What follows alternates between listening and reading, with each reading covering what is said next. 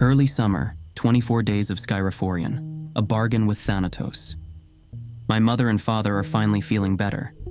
The coughing stopped, and their strength seems to be returning.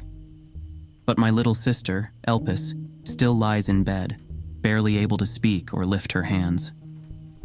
Her face looks pale, and her breathing is shallow. Yesterday, my mother asked an old woman from the market to come with her herbs. She brought a bundle wrapped in cloth and burned it beside Elpis's bed, filling the room with smoke. She muttered strange words under her breath, as if speaking directly to the herbs themselves. For a moment, I thought maybe it would work. Maybe my sister would open her eyes and smile again. But today, she's no better. And my mother has begun looking at her with fear in her eyes, as if she knows what's coming. Late last night, I heard them talking in hushed voices. My mother whispered that Elpis might not live through the week if nothing changes. They're planning to take her somewhere, to someone else who might be able to help. My father said it's a risk, that this person might not be trusted, but my mother said we have no choice. I think they're going to take her to a healer, or maybe someone else. A witch, perhaps? People say those who live outside the city by the hills have strange powers, and I wonder if that's who my parents are talking about. I slipped away from my parents, their whispers mingling with the sound of the rain against the roof. Quietly, I knelt beside Elpis, taking her cold hand in mine, and whispered the only prayer I could think of.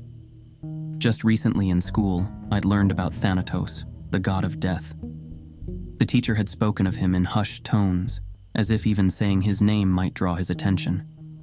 The idea of Thanatos had unsettled me then, but now, as I watched my sister's pale face, he was the only one I thought of. I found myself whispering to Thanatos, "Take whatever you want from me."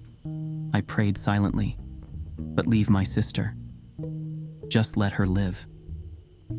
The dark clouds from last month have returned, thicker and closer than before, finally bringing rain after a long, dry month.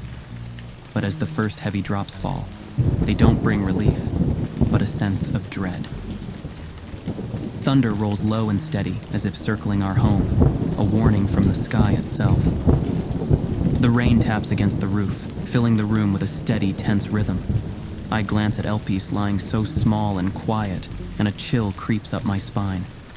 It feels like the gods are watching, that Zeus himself might be reaching down, restless and wanting. I grip her hand a little tighter, as if holding on to her might keep her safe, might keep the gods from noticing her.